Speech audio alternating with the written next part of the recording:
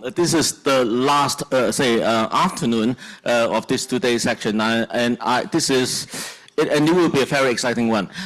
In the process, in the last 12 months when we were, researching for this conference, we found out that there is a lot of interest in the in the areas of theater sustainability. And in these 2 days, we have been talking about that. Hey, this is a very good initiation, and it would be great if a regional network, if an Asian network can be founded on different topics. But in the last 12 months, when we were researching for this conference, we found that we are forming a kind of Asia, a network on theater sustainability already. So this afternoon, in this first section, we will see how different voices from Asia coming together to respond to a UK initiation, which started, 5 years ago, and it is interesting that the Asia are responding to that. So I will pass it to Anna for the moderation of this section. Should I? Thank you very much, Louis. Entering our session, we have our speaker online and also some of the speakers joining us here in person. We'll explore the relationship between theatre and sustainability.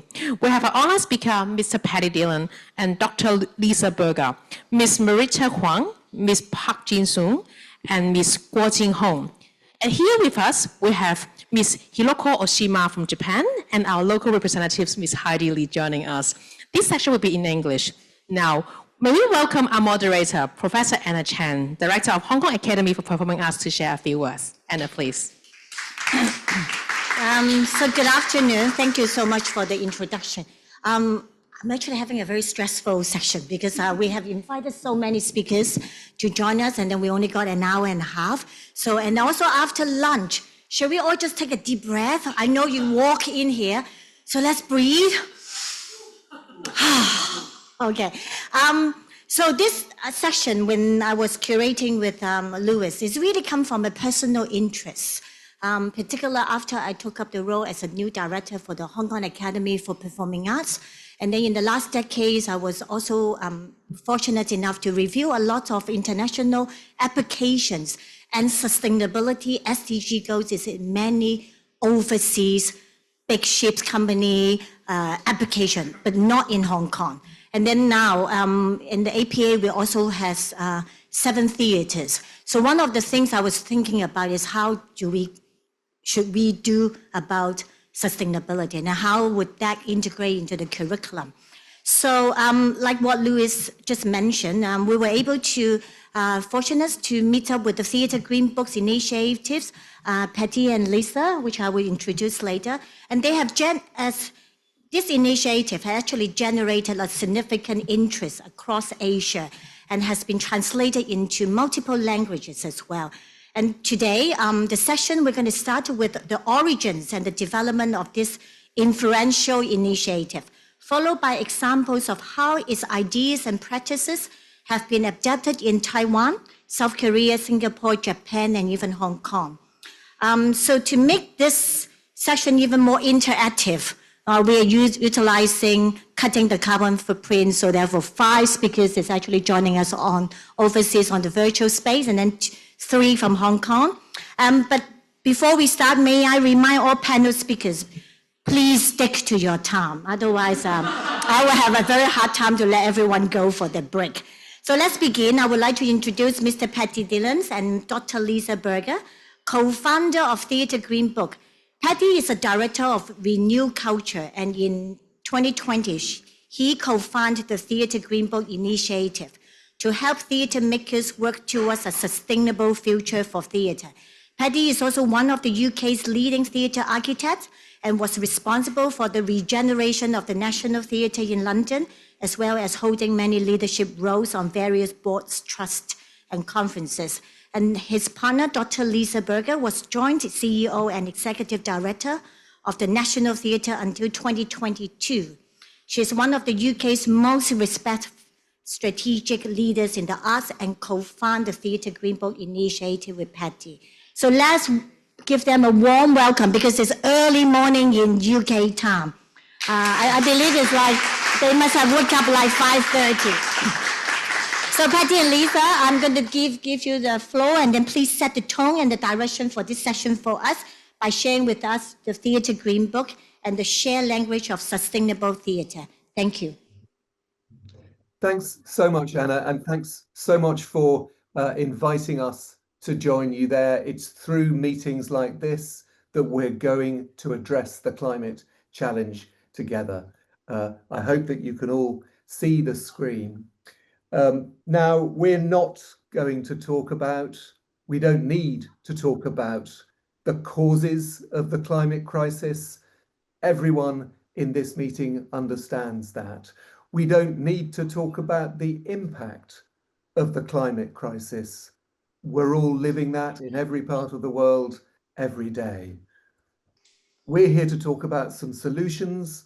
We're here to talk about what theatre and the performing arts can do in response to the climate crisis, because we're sure, we're absolutely convinced that theatre and the performing arts has a role to play in how together we tackle this huge challenge, perhaps the greatest challenge that humanity has ever faced.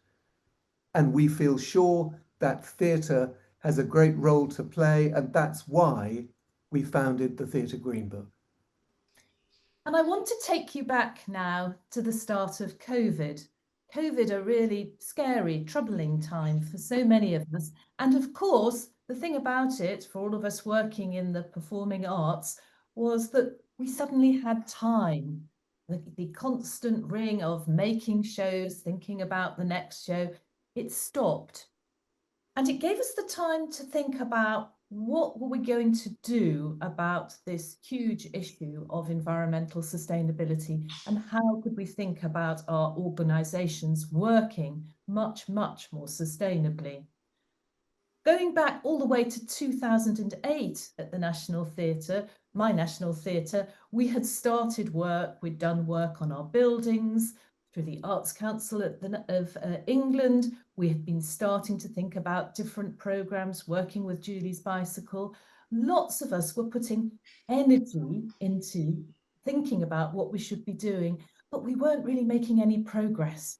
And that was so frustrating. We were still not sure what we should be doing next, where to focus our efforts to really make change.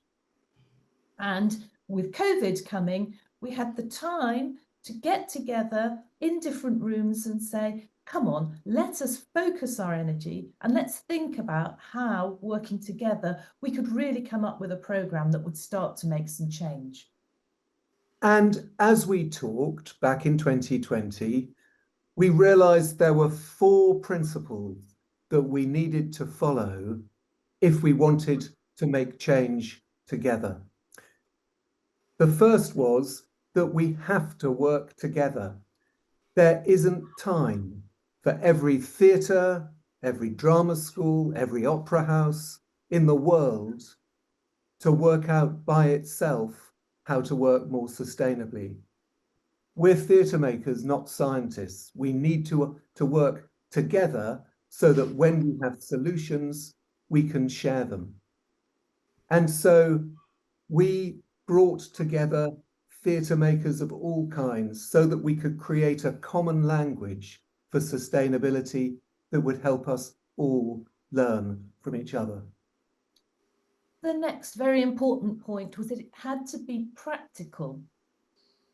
As Paddy said, we're theatre makers. There are lots of people, different people who are involved in making a production or running a performing arts organisation.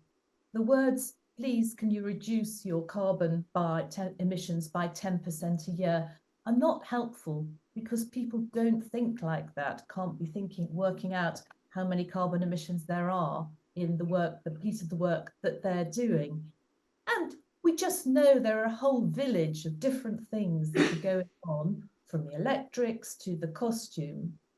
So what we did was get together lots of different people, all the different groups, artistic directors, tour managers, facilities managers, people working in box office, to explore the challenges that they all faced in being able to work more environmentally sustainably.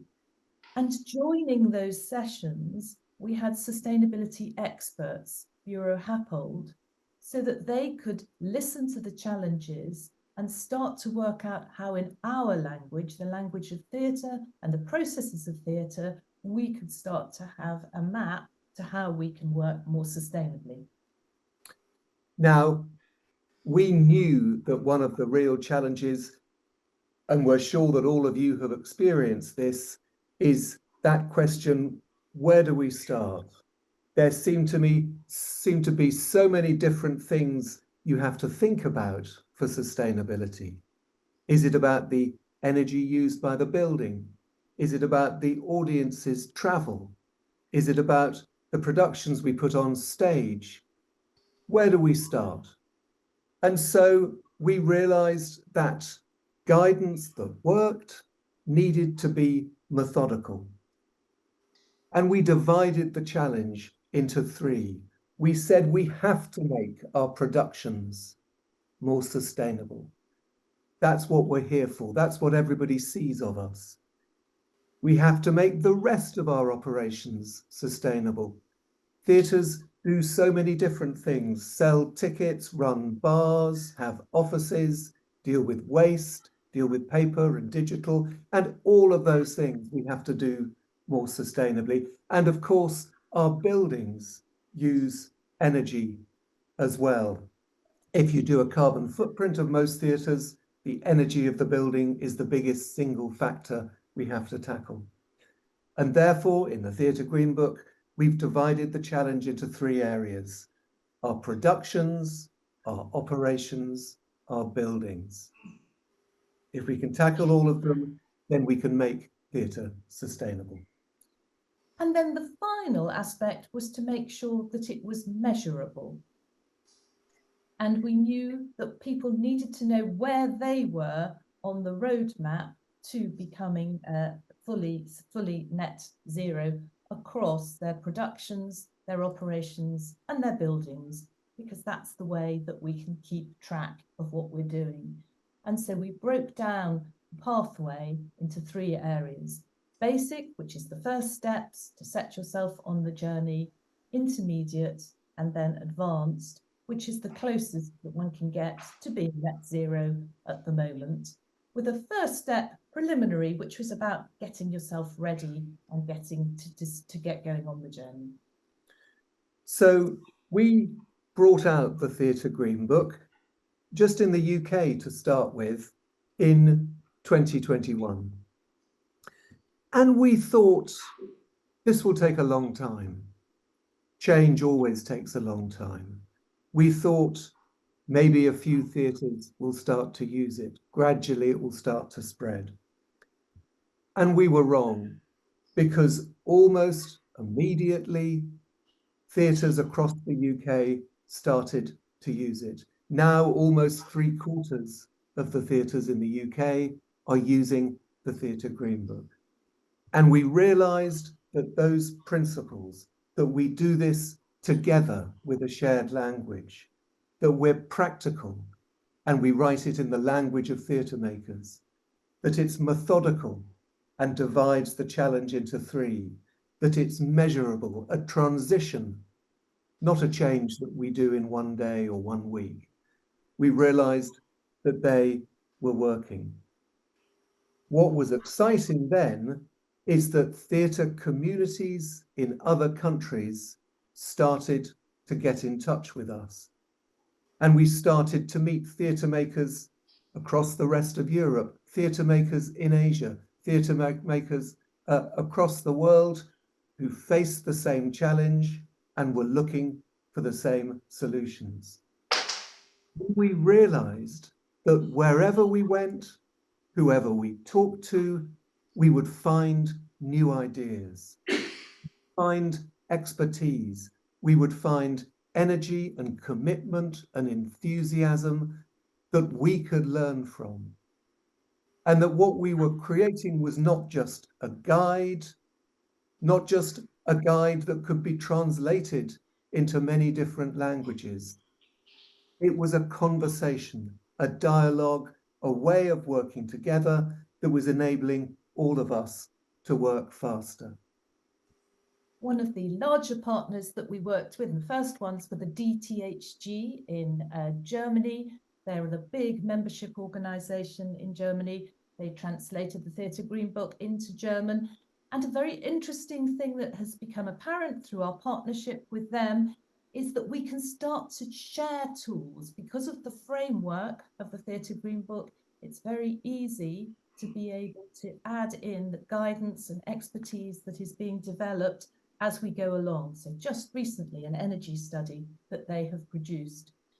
The DTHG also helping with others to produce the production calculator, one of the key tools in measuring progress in productions. The production calculator, which started off with an academic institution in the UK, then passed to Royal Theatres Copenhagen, information coming in through Dutch Opera Ballet, and with huge development also for the National Theatre. It shows how together we can keep developing, we can keep improving, we can keep learning. And that, of course, is why we're so excited that Hong Kong, Singapore, so many other theatre communities around the world are joining the Theatre Green Book, because we know that we will learn from all of you as well. And we know that it's through our networks as theatres that we can create change. For one theatre, even a large theatre, to become sustainable is great, but it doesn't have an impact on the climate crisis. We have our impact if the whole sector can move forwards together. And theatre has one great superpower. We're networked.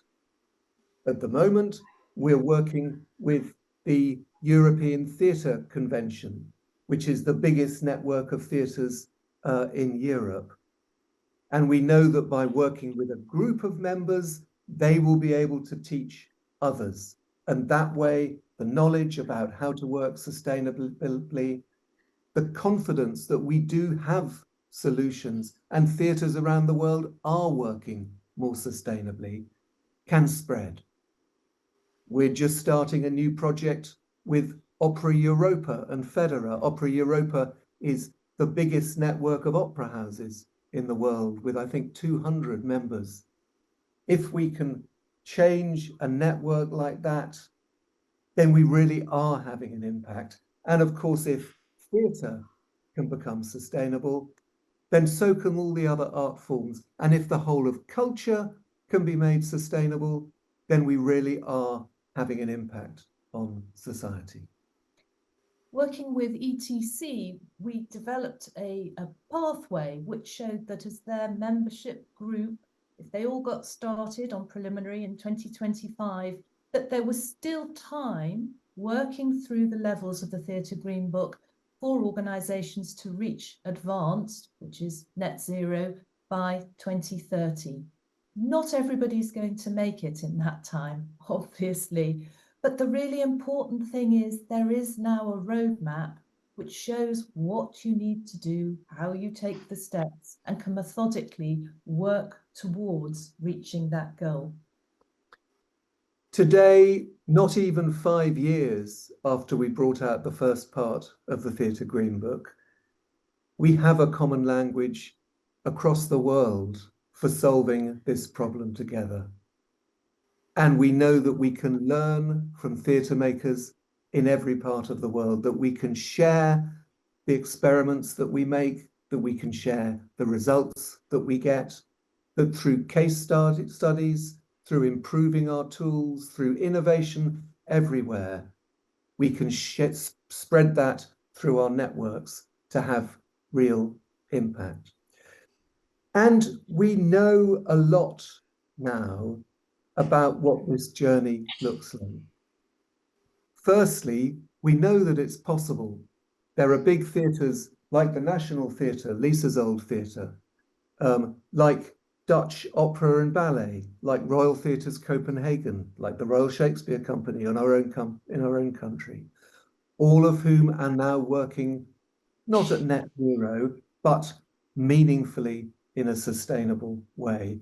We've met theatre makers everywhere who are exploring, who are showing their commitment, who are coming up with the ideas that will bring our sector to net zero. We know that it's not always easy.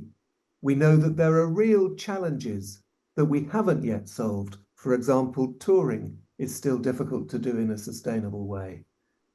But we know that we can get there together, and perhaps most importantly of all, we can keep theatre's ambition.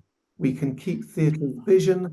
We can keep the creativity that goes into theatre and the joy that comes with it, and still do that without harming our planet. Thank you to you all, and I hope you have a fantastic... Thank you, Patty and Lisa, for sharing generously the example. And I think one thing we share is the collective and the practical aspect.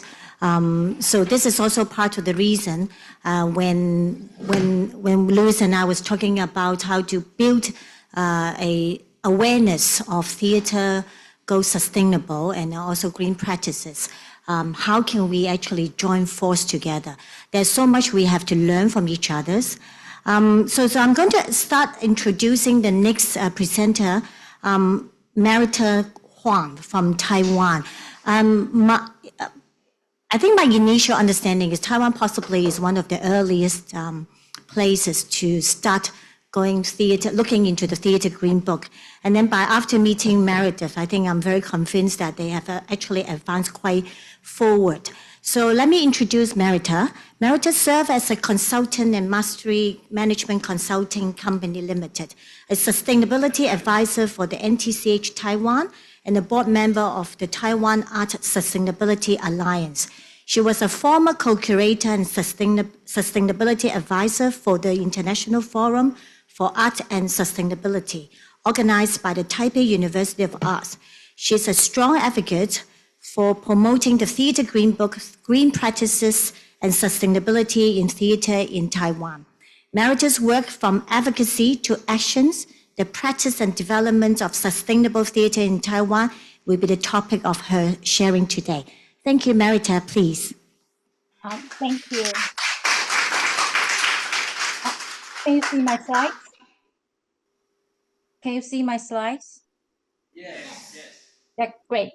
Good afternoon, everyone. I'm Marita Huang, and thank you for having me. I'm very delighted to share with you how Theatre Green Book and sustainable theatre has developing in Taiwan. Today, I'll start with some updates on the Taiwan Theatre Green Book, then look at what's driving the push for sustainability, and share 2 cases of sustainable productions, and finally talk about the main challenges and my hopes for the future. Taiwan's journey towards sustainable theater really accelerated in 2022, thanks to the support of the President Kai Huang-Chen at Taipei University of the Arts, who committed to hosting the International Forum for Art and Sustainability for 3 consecutive years, starting from 2002. And that year, we invited Patty to introduce the Theatre Green Book. And in 2024, to help everyone better understand how to apply the Theatre Green Book in practice, we invited Patty and Lisa to Taipei, Taiwan, to lead workshops on sustainable production and sustainable operations. A total of 51 participants joined the workshops. Over these 3 years, I've met many inspiring partners who share the same vision for sustainability in the arts. One of the most important partners that I have engaged is the new Taipei City Culture Foundation.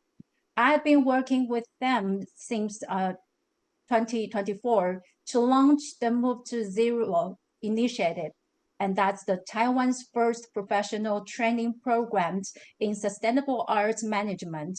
It aims to nurture cultural professionals with sustainability insights and practical skills, while also promoting the Taiwan Theater Green Book.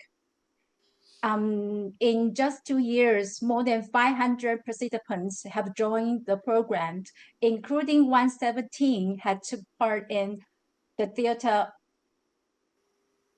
Can you see me? Yes. Okay, I just got a notice saying I have to open my camera, sorry. So in just 2 years, more than 500 participants have joined the program, including 117 who took part in the Theater Green Book workshops that I led. And I'm so deeply grateful for the many theater professionals in Taiwan who share their insights so generously, and their contributions have given this program its real impact.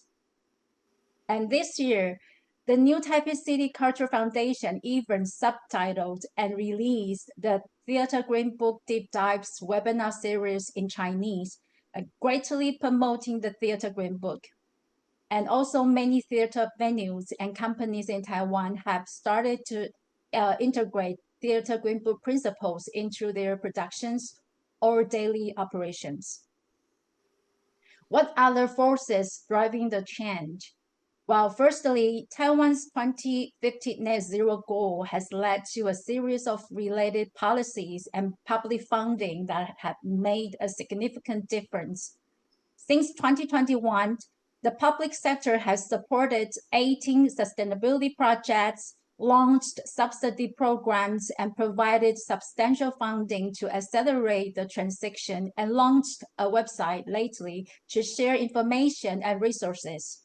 The Taiwan Creative Content Agency also initiated the ESG for Culture program, bring together local talents and businesses to promote sustainable development in the arts.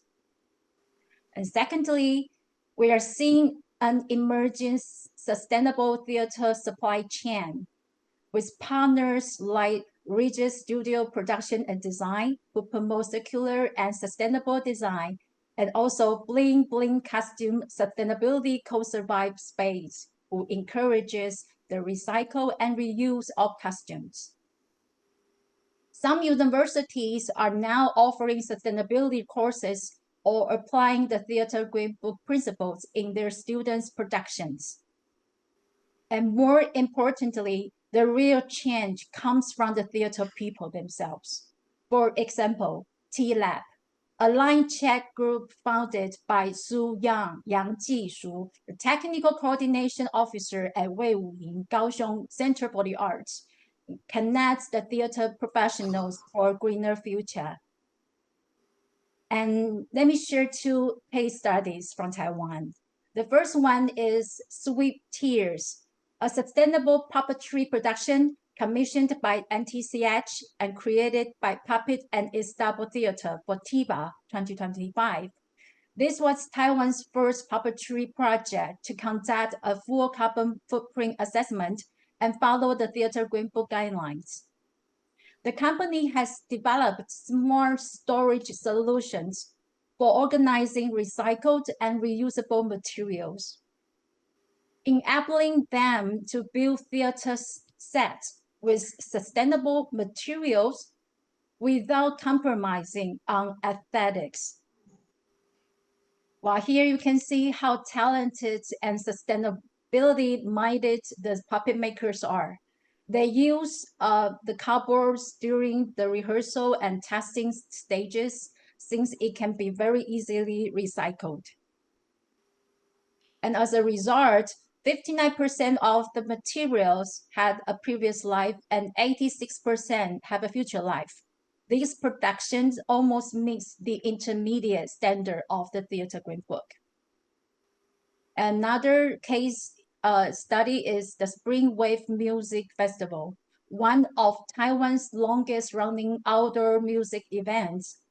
The event organizer have been working with Regis Studio since 2022 to implement sustainable design practices.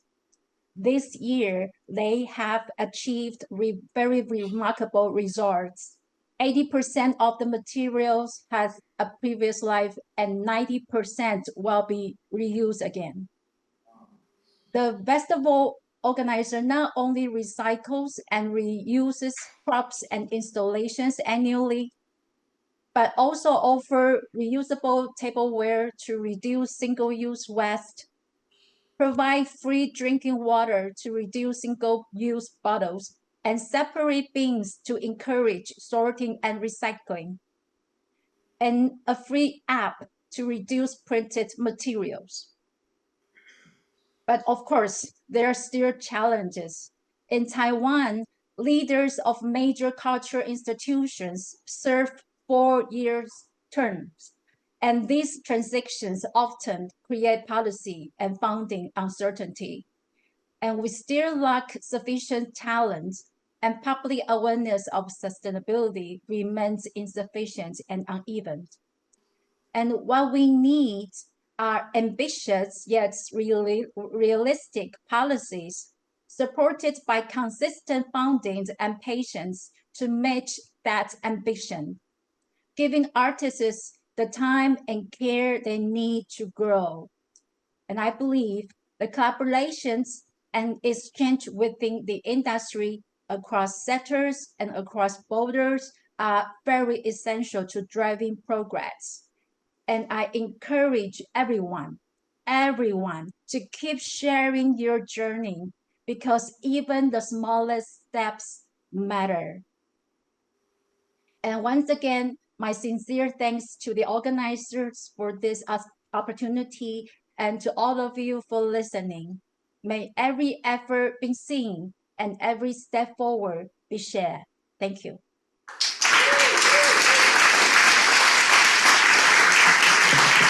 Thank you so much, Merita. Once again, generously sharing the Taiwan example. I think we were just talking about translating the Theatre Green Books is not difficult. Now AI can help a lot, right? But how do we contextualize it in the local context? I think that is more important. And only by understanding each other's practices and also challenges, and then we can grow together. So the next case studies in Asia will be by Ji-sen Park from South Korea. Ji-sen is a creative producer, researcher, and arts policy advisor with over 25 years of experience. She co-founded producer Group DOT, an independent performing arts producer organization established in 2014. Deeply committed to sustainability and transformation, Ji-sen focuses on projects addressing climate change, including artist residency and DanceX Technology Creative Lab. She has also collaborated with Korean colleagues to translate the Theatre Green Book into Korean, contributing to sustainable practice in the performing arts. Ji-sen will present her topic, Artist Practice for Sustainable Life and Creation. Thank you, Ji-sen.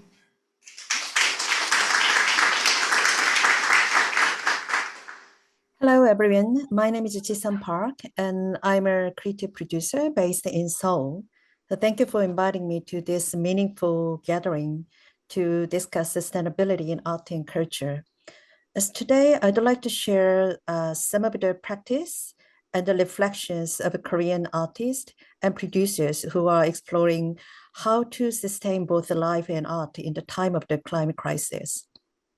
Since 2020, I have been co-organizing a climate change residency and collaborating with Art Field Hwacheon, a rural art collective in Gangwon province. Every year, artists from various fields, performing art, visual art, and also film, stay together to research around the broad theme of climate crisis and to plant the seed of future artworks. The residency started from conversation with a scientist about the climate phenomenon and expanded to explore environment, ecology, energy, and also economic systems. One of the works created through this residency is a theater game, The Moving Forest by artist Boram Kim. It began as a simple board game and then later evolved into an interactive theater performance where audiences participate as players. The plays explore the relationship, this piece explore the relationship between human and non-human actors through the format of the game. Another work is Energy, The Invisible Language by Chi-Yeon Kim and Yunan Jun. This participatory performance investigates what we cannot see, the hidden layers of the energy system that sustain our daily lives. In this project, most of the stage objects were made from recycled cardboard boxes, and the performance incorporated Braille, sign language, and voice-based text system to enhance accessibility. Through these works, we try not only to address climate change as a theme, but also to experiment with new creative practices using minimal electricity, reusing materials, and questioning the existing production system itself. The next example is a climate emergency rehearsals produced by the National Theatre Company of Korea, where I worked as an echo dramaturg. It is still difficult to define what an echo dramaturg exactly is, but my role was to facilitate the workshop with a creative team before production to develop shared environmental guidelines and sustainable policies for the project. We also measured the carbon emissions throughout the entire process from creation to presentation as an experimental case study. Now I'd like to move to the Theatre Green Book, together with several colleagues who share strong environment awareness. I initiated a collective code from today. So this group consists of festival programmers, independent producers, and artists. So you can see, the name and also the pictures of our members. We translated the 3 volumes of the Theatre Green Book into Korean, and the Korean versions are now available on the official website. After translation, we organized a workshop with the Korean artists and producers to discuss how this framework could be applied in our context. The ecosystem of the performing art in Korea is fundamentally different from that of Europe, making it difficult to apply the Theatre Green Book directly to the Korean context. The most significant difference is that Korea does not have a production theater system like Europe does. Therefore, instead of focusing on the detailed guidelines, the workshop on the Theatre Green Book centered on building a basic understanding and exploring its broader framework. The first workshop was titled Reading the Theatre Green Book Together. So we focused on key idea of the books, and before the workshop, we shared the questions in advance, such as how can artists and the art respond to the climate crisis? What is needed to make our artistic practices more environmentally sustainable? What barriers exist? And how can we overcome them? How can we communicate and collaborate effectively with partners in the creative process? This question opened many important conversations about the responsibility, accessibility, and artistic autonomy. The second workshop took a more structured approach, targeting festival programmers, venue producers, and also art companies. So we developed a 5-step discussion framework. Before the session, participants were invited to reflect on the 4 guiding questions. How do you understand and use the term sustainability? Why should the art, theater, or your organization respond to the climate crisis? What effort have you made so far, and what challenges have you faced? So during the workshop, each group discussed the 5 stages. So you can see the older stages now. So first stage is a mission and core value, defining what sustainability means in their context. Second is a mission. So identifying where and how carbon is emitted in energy, travel, food, suppliers, and etc. Third is a solution, brainstorming ways to reduce those emissions. And the fourth is challenges, discussing obstacles faced at personal, institutional, and national levels. And the last is actions, so identifying immediate practical steps we can start now. So I want to share some key insight emerged. So participants emphasize, these kind of things. So we must continuously explore post-human methodologies that move beyond anthropocentric thinking. Our work should present non-human being as presences, not just metaphors. We need to develop creative methodologies that can subvert traditional theater structures. Even within existing conventions, we can still generate meaningful discourse on the climate crisis. You can also see some keyword that we talked about, the workshop.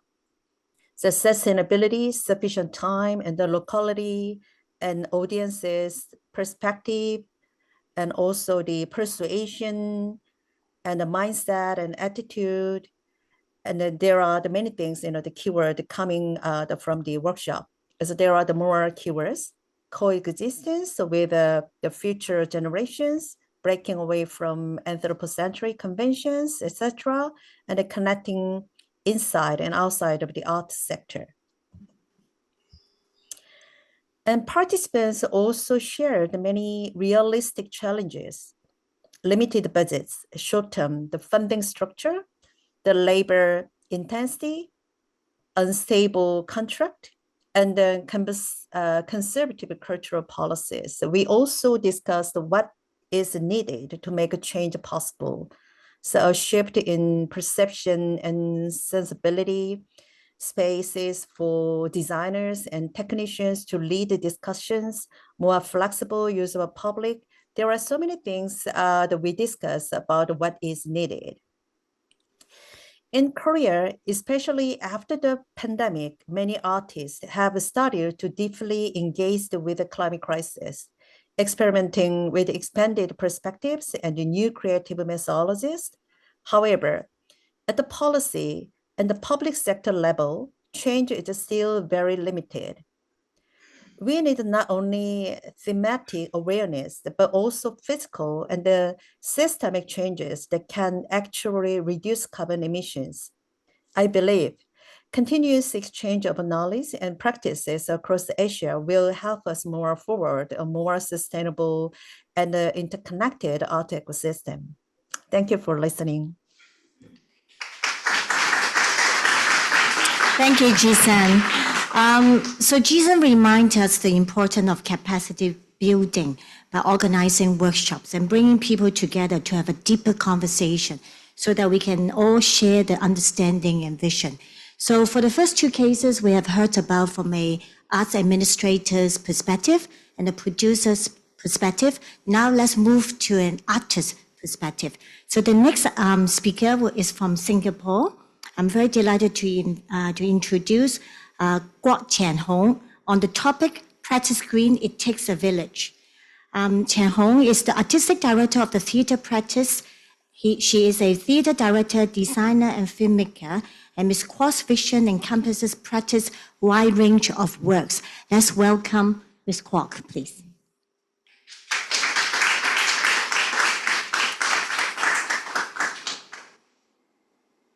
You can see my slides, right? Okay. All right, hi. I am Chen Hong, and I'm here on behalf of the theatre practice. So last year, Practice initiated the effort to create the Singapore version of the Theatre Green Book. And it is one of the milestones of our works in the area of sustainability as an art-making organization. So my objective in the next 8 minutes is to share our journey as an arts company, as well as an update of what we've been doing with the Theatre Green Book. Okay, so this is the theatre practice. We are a 60-year-old theatre company. If you want to find out a bit more about us, there's a QR code on the right. It was founded in 1965 as a performing arts school, primarily in dance and drama. But now we are a professional theatre company with 20 full-time staff. So besides producing 10 to 15 festivals, productions, and events per year, our work also goes to education, both in-house and at schools. And we also have our own spaces. On the right-hand side is the building that we're in. Within it is a black box, there are studios. And on the bottom right, you can see this little door that says Practice Tuck Shop. And on the left is just some of my colleagues. So Practice Tuck Shop, just remember that because we'll come back to that, and it's quite an important part of this storytelling. So our journey, all right? So scarcity, obviously, is a very familiar thing to all of us in nonprofit theatre. And in Singapore, that comes especially in the form of land and storage.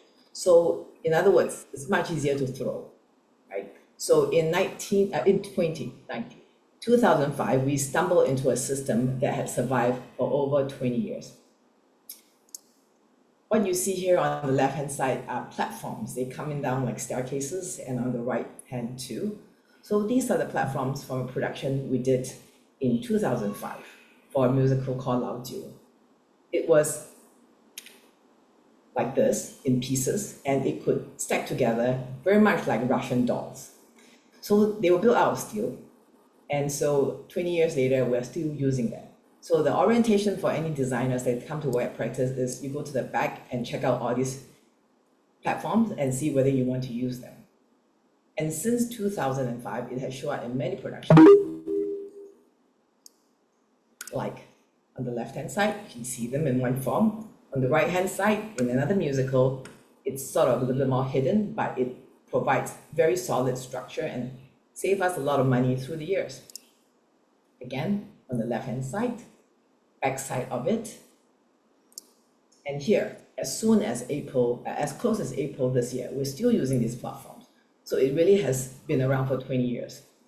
Purely on a resource level, it obviously saved money, but the challenge is that these efforts are quite accidental and very ad hoc.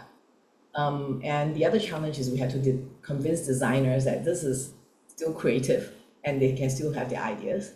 But more importantly, on an institutional level, how do we accumulate these experiences and memories? Is there a system of organization instead of it just being a burden, right? When somebody needs to use these things. So I think our turning point came through our works in Practice Tuck Shop. So if you want to find out a bit more about Practice Tuck Shop, you can, again, scan the QR code on the right-hand side. Practice Tuck Shop is a little space. It's only 15 square meters, about 3 times 5. And it has been run by the younger staff of the company, as well as our associate artist, Ang Xiaoting, since 2016. So one of the key programs of Tuck Shop is this project we call Recess Time. And Recess Time works by combining culinary arts, conversations, and storytelling into a single encounter, which is a meal. So the team works with home cooks, professional chefs, and artists. They go on a mission to rescue a food, to salvage unwanted produce, and turn them into food that fits the community. So this started in 2017, and they just completed their 82nd session last week. In fact, Recess Time has even received an honorary mention at Create Corp 27 because of the work they have done in combining the topic of food waste with forms of art. The other thing that's really crucial with Recess Time is it allows us to go beyond the theatre community. Many of our like-minded friends in the nationwide green movement beyond the arts came from running these community sessions. So we eat together and then we work together. But as we built a community in Tuck Shop, the idea of Practice Green began to infiltrate in our own art making in the theatre in a conscious way. So this led us to developing theatrical works centering on different topics in relation to the climate crisis that are hyperlocal and relevant to Singapore. came along in 2022, this production called Extinction Feast. So Extinction Feast combined fish consumption with Asian family values and the millennial conscience set in a hyper-urban context. So that's a very Singaporean take on how climate anxiety manifests, and more importantly, how it feels like. It was created and directed by Ang Xiaoting, and besides the subject matter, it was also an experiment with the artists on what practice green may look like in the creative process. So post-COVID, we recruited the help of our international friend and working exclusively online with our set designer, Chen Sifeng, who was in New Hampshire. And a high percentage of the set, props, and live Foley instruments were made with found objects, including a discarded wuzheng with only one string. So what is the learning here? The learning through Extinction Feast for us includes, number one, aesthetic does not need to be compromised. Two, scarcity is not a disadvantage. And the hours that the team spent in cleaning jars and objects and fishy smelling styrofoam boxes showed that ideas and actionable efforts can lead to possibilities. And as artists, our strength is the ability to imagine, adapt, and create. So we wanted to try this to embed this consciousness in the context of a festival. And in Singapore, most of our waste goes to the incinerator, and our only landfill is set to reach capacity in 2035. So we set a key target for ourselves for this festival, which is zero to landfill. So in the last 2 years, we tested things out at our Chinese Theatre Festival. And in this slide, you can see some of the things that we try to do, which is tracking the end of life of what we use, replacing cable ties with ropes, repurposing bamboo from another art installation from another festival, integrating the artwork or prop that was created by last year's young audiences into this year's set, readapting materials from past production into new design. Now, all this may seem very small, but because it's small and manageable, so everyone has the ability to do this. And so it created a sense of ownership.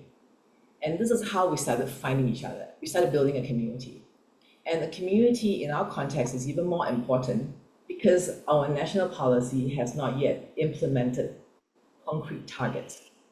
So we are all doing this purely out of our goodwill and our conscience, but we also need a system. And this is where the Theatre Green Book comes. We recognize that it is a tangible guidance that's applicable to our theatre making. And when we found the Theatre Green Book, we realized that, hey, we're actually not that far off.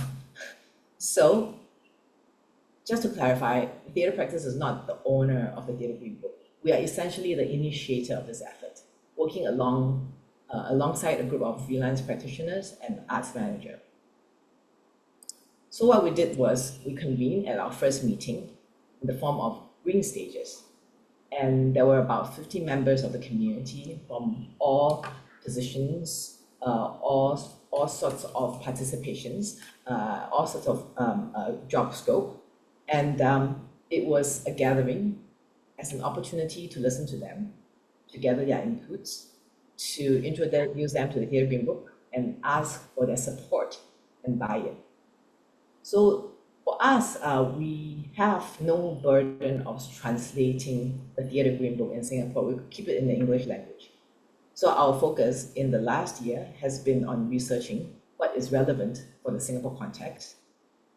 And a couple of projects as experiments for the production track of Green Book happened this year. One is Scenes from the Climate Era, and the other one was Pickle Party.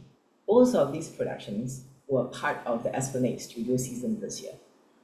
And concurrently, we have conducted interviews with all key venues for the building track, as well as arts managers for the operation track. So in the next 2 years, next week, actually, our second green stages with updates and more talking will happen. This is November, next week. And the plan is in May next year, we will have the first draft of our Theatre Green Book Singapore. And we are also working with a B Corp social enterprise called Green Asia to create a workshop for the arts community to enhance climate literacy, such as net zero. What does that really mean in Singapore?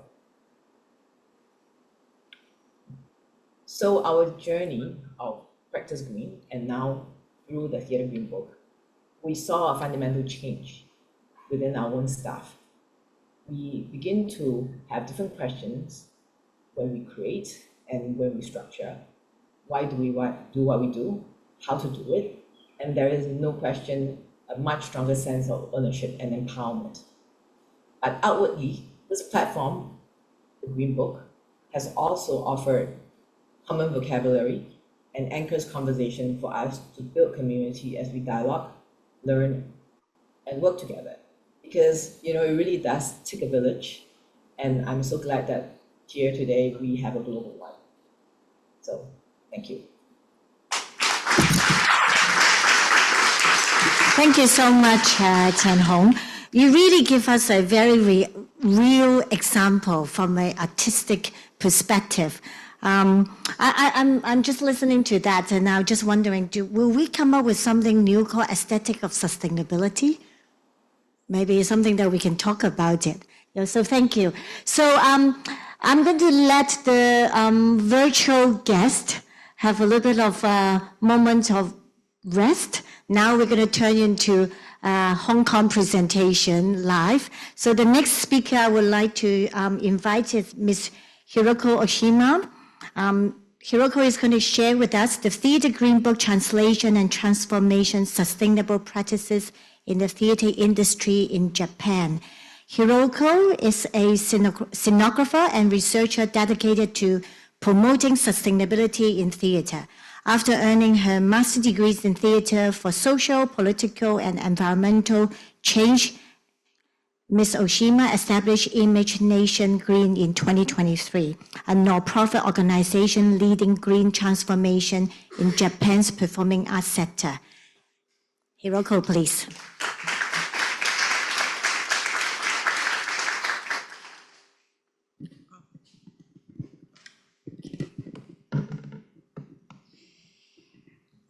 Hello, everyone, and thank you very much for inviting me to have this opportunity to share sustainable practice in Japanese theater.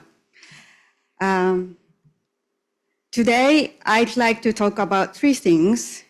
First, I will introduce our organization, then sharing examples of green practice in Japan. Finally, discuss our current challenging and hope for the future.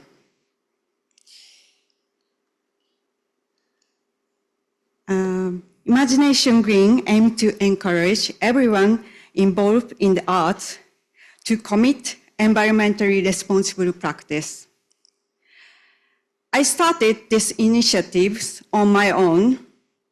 As a stage and costume designer, I was always concerned about the enormous amount of waste generated by every production I worked on. In 2022, while researching sustainability in theater, I discovered the Theatre Green Book online. When I read it, I realized that this book could offer clear and practical solutions to my long-standing concerns. I contacted Paddy and Lisa from Reading Culture. With their generous permission, I began to translating the Theatre Green Book into Japanese. Paddy kindly joined us online to give a lecture to Japanese theater makers, and that event became the starting point for greening Japanese theater. In 2024, Natsuko joined me, and together we established Imagination Green. Our work built around three main pillars. The first is promotion and advocacy, sharing information and spreading awareness about sustainability in the theater sector. The second is networking and community building. We connect people and organizations interested in sustainability, not only in theater, but also other industries. We believe that exchanging knowledge is the fastest way to achieve meaningful challenges. The third is education and training. We run two types of programs, one focused on learning sustainable practice and using Theatre Green Book, and the other initiative, other invite climate scientists to share update knowledge about climate crisis. Since 2023, we have been collaborating with Kanagawa Arts Theatre in Yokohama, one of Japan's most established public theaters. Together, we have delivered a series of Theatre Green Book seminars introducing sustainable actions and discussing practical approaches. We also give lectures and workshops at art universities, theatre companies, public theaters, and seminar series run by the Arts Council Tokyo. Our major project so far has been the Japanese translation of the Theatre Green Book. In the first phase, we completed 3 volumes, the Theatre Green Book version 2, the newest version, and the detailed guidance for production and operations, part of funded by Arts Council Tokyo. Translating Theatre Green Book was not only a linguistic challenge, but also cultural translation. Some practices in the UK theatre context do not exist in Japan, so we needed to find equivalent expressions, adapt them into Japanese theatre system. However, we also discovered that many of fundamental principles of making theatre, such as collaboration, creativity, and care, are shared across both cultures. In May 2024, we launched the Japanese version of Theatre Green Book at the British Council in Tokyo with their support. About 50 professionals attended, including people from public theaters, art universities, design and architect studios, production companies, governmental cultural departments, and media. The success of this event showed us that many people in Japan are eager to learn about the Green Book and to explore what greening theater could mean in the performing arts context. Let me now introduce 2 inspiring examples from Japan. Oh, sorry, I have to skip this. The first is the production of Nora, the theater student at Nihon University, performed in September 2024. This was Japan's first production certified under the Theatre Green Book, and it was completely led by students. Imagination Green guided how to be certificated and promote their practice to the public.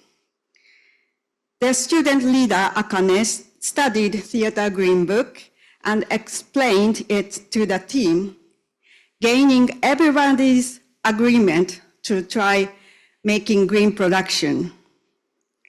Each department, set, costume, lighting, management, and performers discussed what they could do within their role.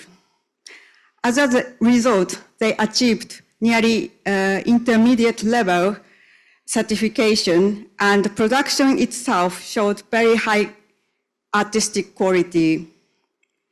It was strong examples of how sustainability can become a creative force rather than restriction. The second case is Green Guidebook, created by the National Museum of Emerging Science and Innovation, known as Miraikan. in Tokyo. They are not in the theater field, but because making exhibition know-how are mostly in common to making performance, therefore we can learn from other sectors. Since 2021, Miraikan have been developing greener exhibition practice and compiled their knowledge into free online resources, which you see on the screen. The guidebook is written in clear and visual language so that exhibition planners, designers, builders, in different understanding of sustainability can easily follow and apply. Following the guidebook standards is now part of the contract at the museum. Teams will fill in the checklist to monitor environmental performance throughout the exhibition making process, and this feedback will be used for reflecting future practice. This is an excellent example of institutional change achieved through clear communication and practical tools.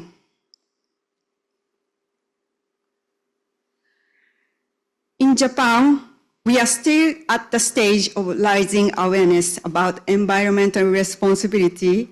However, after 3 years of activities, many people have begun to recognize the importance of tackling this global issue within the sector. We will face two main challenges. The first is changing mindset. As the Theater Green Book emphasizing, sustainability only works when everyone in production or organization agree to take part. At the moment, we see enthusiasm among individuals, but collective commitment is still developing. The second challenge is funding. Adapting new sustainable practice often requires extra time, labor, and cost, but there are only few grants or financial support for such initiatives in Japan.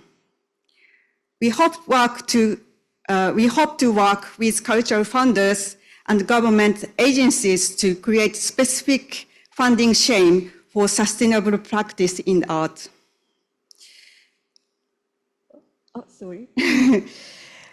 Going forward, Imagination Green will continue to communicate why the art should respond to environmental and social changes and how creativity can empower positive change. In practice, we are aiming to localize the Theater Green Book fit in Japanese theater system. We also aim to highlight Japan's traditional cultural practice, many of which are inherently sustainable, such as long-lasting craft materials, repair culture, traditional modular stage system, and less use of stage scenery and props. Reinterrupting this tradition with contemporary perspective could inspire new approaches, not only Japan, but also internationally. Thank you very much for listening, and we are looking forward to sharing green practice in this, after this conference. Thank you. Thank you, Hiroko. We will bring you back in for the panel discussions. So once again, thank you for reminding the importance of adapting the Theatre Green Book into localization. I think that is very important. How do we localize this wonderful framework, but then also at the same time value our culture, heritage, and the local context? So talking about the local context, now we're going to zoom back to Hong Kong. So our last case studies will be from Hong Kong by Ms. Heidi Lee. Heidi currently serves as an executive director of the Hong Kong Ballet. She has been working 3 decades of experience in cultural management and arts education. So through community engagement, strategic resource management, and international collaboration, Heidi is fostering a resilient cultural ecosystem that enhance Hong Kong's cultural identity and global profile. So today, Heidi is going to share with us a sustainable production practice at Hong Kong Ballet. Thank you, Heidi.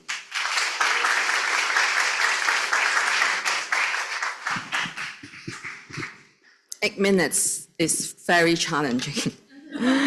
But anyway, thank you, Louis and Anna, for having me to share our Humboldt case studies of Hong Kong Ballet.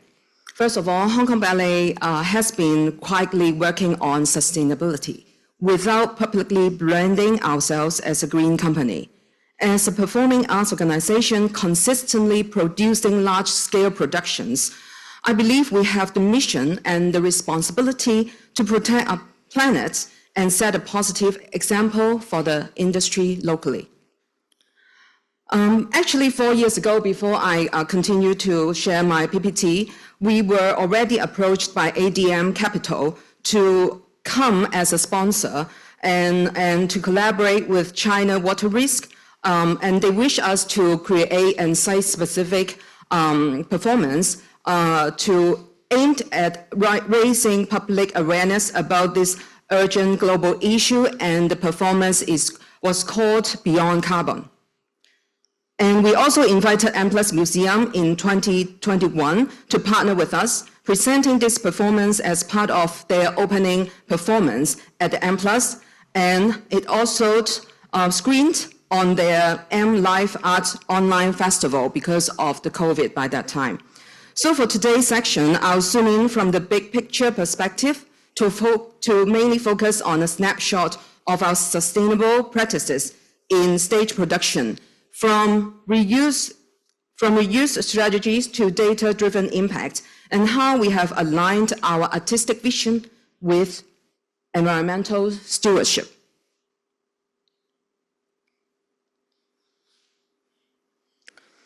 Hong Kong is a very unique city where East meets West. And of course, space is a luxury, and this is part of our main uniqueness too. Unlike ballet companies in mainland China and other countries, Hong Kong Ballet as a professional international organization does not have a dedicated theater or rehearsal studio. So we rent rehearsal space of a cultural center only on weekdays from 9 a.m. to 6:30 p.m. And then the constraint has become a catalyst for innovation, especially in how we manage production logistics sustainably. Our operations span multiple locations. You can see our wardrobe is here, and our office is here on the Hong Kong Island in Happy Valley, and our academy is in Wong Chuk Hang. Mainly our performance staged in the performing center of Cultural Center. And then our cargo storage here is located in Kwai San Shui, yeah. So this named our production operational locations. And the next one. Our usual performance venue is the Hong Kong Cultural Center. For each production, we transport sets and props from Shenzhen. You see it's out of this map. So Shenzhen is here, around 200 kilometers away. And then it's in mainland, and costumes is from Sengkepokong. Front of house and merchandise items from our office Happy Valley and from Wong Chuk Hang. We have yet to calculate the carbon footprint of these transportation activities around Hong Kong. However, we may need IFE's help in this area very soon. To preserve our productions and reduce waste, we rent 43 storage containers and annual investments of over 1.8 million Hong Kong dollars. This isn't just a cost, but it is our commitment, because great art should endure, and so should our planet. According to our contractor, no additional containers are available for rent anymore. They said, "你哋都租晒我哋啲container." So it is really, later I'll share our challenges of storage space. And of course, our guiding principles are very simple and powerful. First, prevent waste by storing and reusing our sets, props, and costumes. Second, extend the life of high-quality productions. And thirdly, champion sustainability without compromising our creativity. When we begin planning a production, we actively seek co-producers from all over the world and partners to extend the life and reach of the network, artwork, and share production costs. For example, in Coco Chanel that we produced in 2023, we already co-produced with Atlantic Ballet from the United States, as well as the Queensland Ballet from Australia. So after our premiere in Hong Kong, the same sets and costumes were transported to their companies for performances around the States and Australia. This table, it has shown our 2024 to 2025 season. We produced a total of 15 productions, and many of them achieved complete reuse of costumes. You can see this 0 kilograms of set and props and 0 kilograms of costumes. For example, we produced 15 productions, and many of them achieved complete reuse of props, sets, and resulting in 0 waste. This is not just a goal, but this is a reality that we are very proud of. And these slides, for example, for productions of The Nutcracker and The Great Gatsby, this is The Nutcracker, this is the Nutcracker. And you can see also The Great Gatsby here. We reused thousands of kilograms of sets and hundreds of costumes. New builds were very, very minimal. This demonstrates our strategic focus on reuse, even in large-scale productions that we have been running continuously.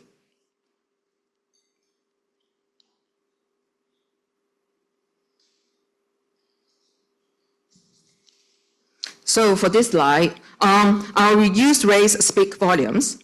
For example, 86% of costumes are reused, and 70% of sets and props are reused. Because you can see the 15 productions that I share, some of the new productions, we have new made costumes and props. And less than 1% waste generated. Every time we have productions, we reuse everything. We pack everything in the containers, and the costumes all back, even fabrics that were not used to make costume, we transport it back to our wardrobe storage. And you can see 1% is just the stage tapes that we have to, throw into the trash.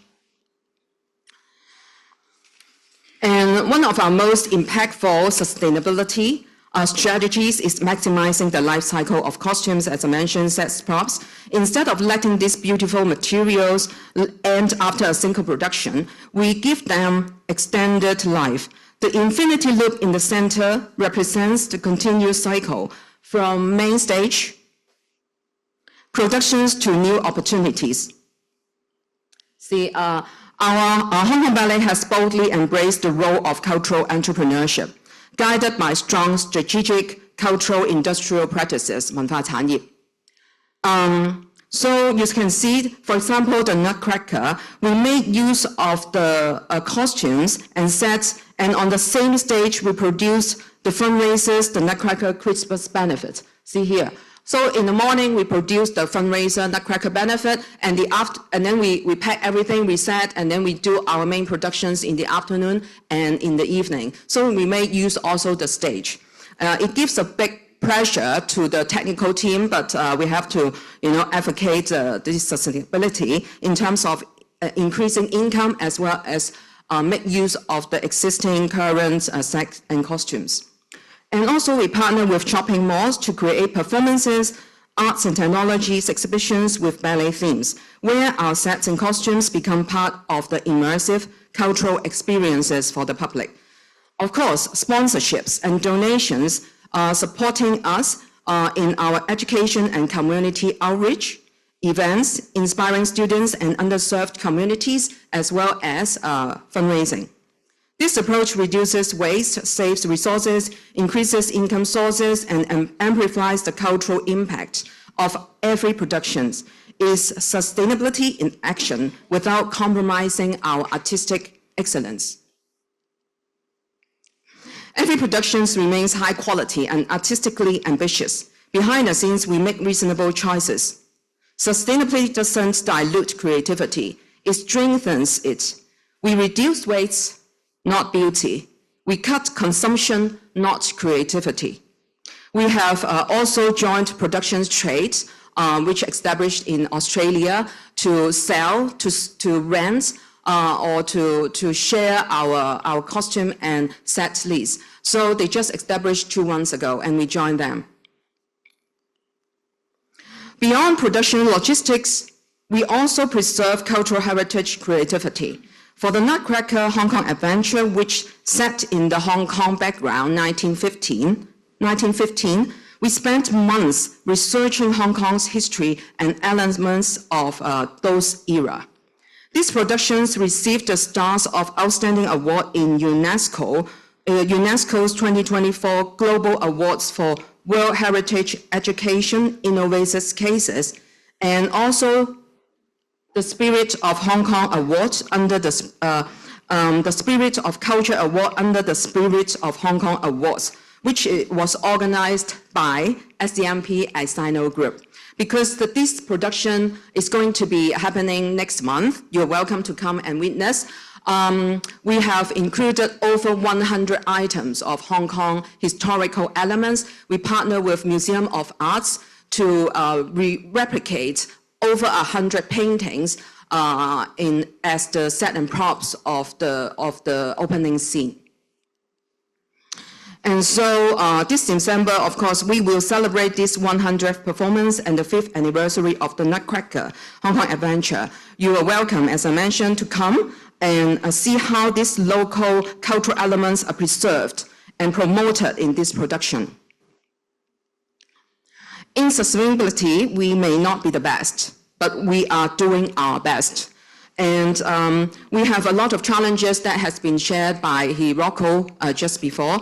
And actually, we are in the discussion with Shenzhen Cultural Bureau about establishing a set construction workshop together with a storage area to serve the community and the industry in the Greater Bay Area. And besides, we've also joined the Theatre Green Book, and we have the biggest advantage and the good things that we have done is that we invited Mr. Louis Yu as our sustainability advisor. Therefore, we are looking forward to have a lot of more conversations and collaborations to share the challenges and see how to have a more creative solutions together and to explore the sustainable future of arts together. Thank you very much.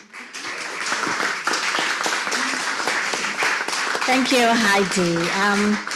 Okay, while they're setting up for the panel discussions and also bringing back the online speakers, I'm just going to respond from the Hong Kong Academy for Performing Arts perspective, how we respond to the Theatre Green Books. So currently we are in the final stage of talking with Paddy about translating the Theatre Green Books in Hong Kong, so that we can really share with all the sector. We are committed from the APA perspective that this Theatre Green Book we want to share with the sector, and hopefully we'll integrate it into our curriculum so that we are nurturing the next generations of theatres practitioners with the knowledge about sustainability and green practices and green productions. So we really want to work with everyone.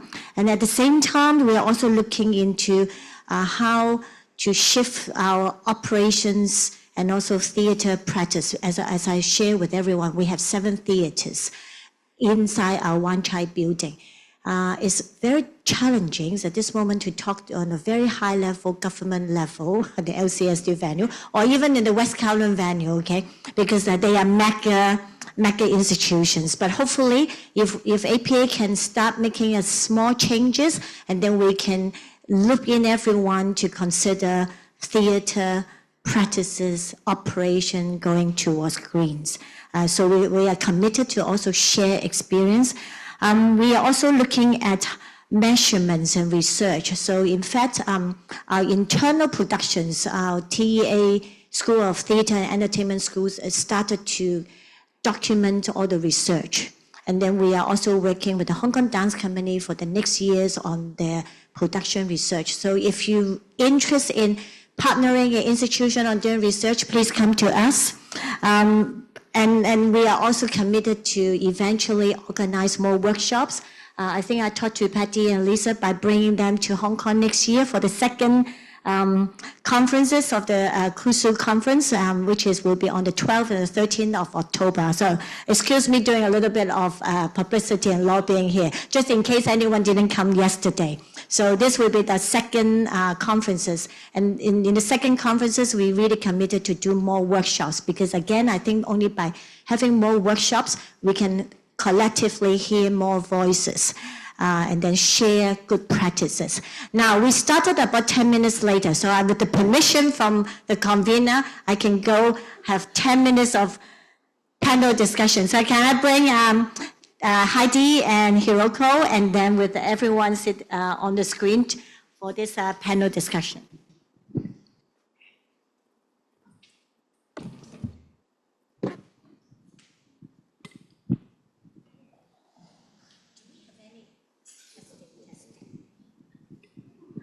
I think we have a lot of Q&As online. So maybe I read the question. I mean, myself had a lot of questions, but I thought I better respect the people online.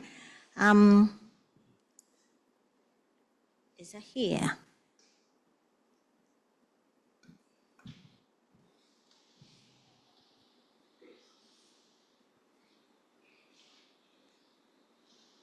I can't see questions 喺邊.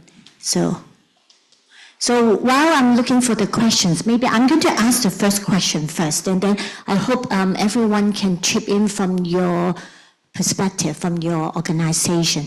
Now, we talk about so much about going greens, going reuse some of the props and costumes and scenography, or even cutting down carbon footprint. Now, and at the same time, we are also looking at technology development. Okay, technology, and particularly in Hong Kong, art tech is like a buzzword. Everyone is talking about it. So I want to ask a question about digital and versus physical. So how do we balance the digital with the live theater without creating new forms of waste, such as e-waste, server energy? So I don't know if that question is really forward thinking about the future, because I think we have been looping around the practices we have been doing, but now if we're looking forward, e-practices that may have generated a lot of e-waste as well. So I don't know if anyone can share.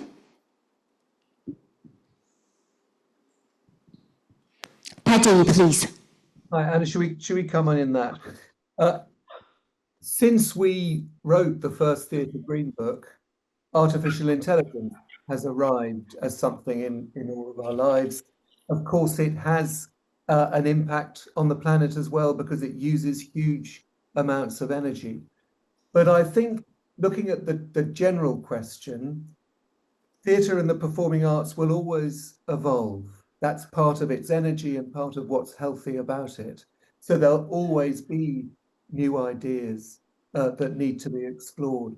And I think that really underlines that in the Theatre Green Book, in the work that all of the speakers are doing, we don't come up with final answers for everything. There's constant evolution through technology, there's constant evolution through creative change, and we're learning as we go. So the real imperative is to keep this conversation live. An example, we were talking how one of the real challenges that we don't have good answers to yet is in touring, particularly international touring. It's hard to do that sustainably because there aren't really good solutions for freight. But just 2 days ago, we were in Latvia for the conference of the European Theatre Convention, and we were talking to a Dutch theatre that we know who now have a big electric articulated truck and are touring around the Netherlands in a sustainable way. So one of the big advantages of working as a network of networks, working together, is that as the solutions come through, we can share them quickly. As theatre companies and schools start to experiment with digital or find new ways of working, then we can share them, we can assess them, we can analyze them, and together we can find solutions. Thank you, Patty. The reminder of continuous searching for answers, and then also let it organically evolve. I think it's also a very important point for us to remember. So there's never ever should have a set question, set answers for any practices that we are evolving. Okay, any other panel would like to share your thought on this? Yes, please, Yes, Hiro. I think the new technologies, especially data collections, and also making digital catalogs for props and costumes could be very useful to exchanging resources among the local theaters, which I think we can use advantage of this. On the technology. Thank you. So I'm going to raise a question from online. In pursuing cultural sustainability, how can a performing arts company develop financial models that support both artistic continuity and long-term viability? It's back to money again. Maybe I can share a bit, because we have been, Hong Kong Ballet has been doing a lot of partnership with corporates, no matter you name it, the business, like shopping malls, like hotels, like Disneyland, like theme parks, something like that. Then actually, I think I mentioned we reuse a lot of materials and produce a lot of ballet themes, telling different stories. Like Wizard of Oz, we had arts and technology exhibition partnered with Airside, and all the production costs are sponsored by Airside, and the exhibitions were there for 2 months.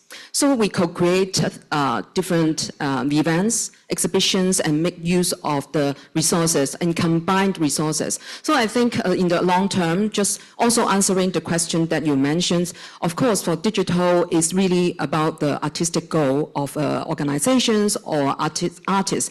You can't force artists who love like the brush stroke of a painting rather than digital, like David Hockney. He's transforming very well. But however, I think we should, in the long term, and why we have this conference is to bring everyone together from different business, from different perspectives, to join resources and join hands to achieve maybe one goal. So we know that the government's funding is given to different organizations, but maybe one day we can partner with Hong Kong Dance Company, CCDC, to produce and more impactful, sustainable productions. Of course, we have to bring our artists together and tell them, advocate them, and persuade them that, okay, you must cultivate them, and that's digital. Digital can help you tell a better story and in a more creative way, and you can bring the audience to a bigger, wider imagination that you can bring them to visit the galaxy, for example. Thank you, Heidi. I wonder, the Singapore, Japan, and Taiwan, speakers, do you want to share anything from your context on budgets and also on technology? Maybe I can share a little bit. Yes, please. I think that I'm assuming that the question has got to do with the culture of sustainability. I think that ultimately, I think these are all tools that we still, on one hand, is used by us. On the other hand, there has to be technology evolution that's going to help us. For example, when we moved into our black box about 10 years ago, all our lighting equipment were LEDs. But right now, we are looking at it's actually not lasting as long as equipment as the original lighting equipment. And when you replace, you have to replace a lot more parts than used to be a light bulb or a few pieces of wire. So in some ways, the intention of wanting to be a little bit more energy sensitive or aware may not necessarily be followed by the technology that goes with it. I think this is one of those things that, especially myself as a lighting designer, we are still grappling with. But I think more importantly, I don't feel like sustainability and financial model has any kind of conflict. I think ultimately There's no conflicts. Yeah. Can you speak a little bit louder, Jin Hong? We almost lose you. Yeah, I don't think there's any conflict there, because I think that